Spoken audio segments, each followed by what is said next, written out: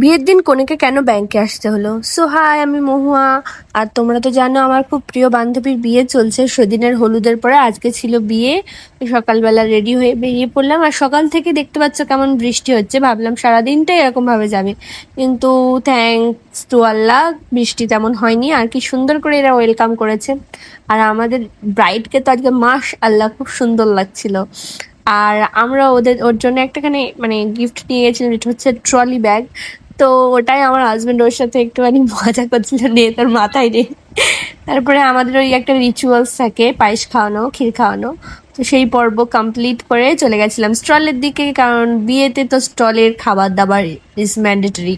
ওখান থেকে আমরা লস্যি, একটু ফুচকা খেয়ে তারপরে সেই কষ্টের মুহূর্ত যেটা মেয়েদের সবাইকেই ফেস করতে হয়। আর আমার সেই ছেলে দেখতে পাচ্ছ ওর মামা আর পাপার সাথে কেমন এ করছে, করছে ফ্যানে।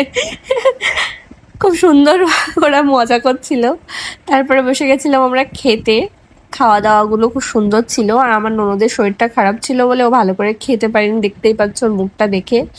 আর তারপরে সেই মুহূর্ত, সেটা হচ্ছে রূপশ্রীর জন্যে ফর্ম ফিল আপ করেছিল, কিন্তু ওকে বিডিও অফিস থেকে বলে যে এসবিআই এর বই লাগবে, তাই ও গেছিল ব্যাংকে। আর ওকে বিদায় দিয়ে আমরা বাড়ি চলে এলাম।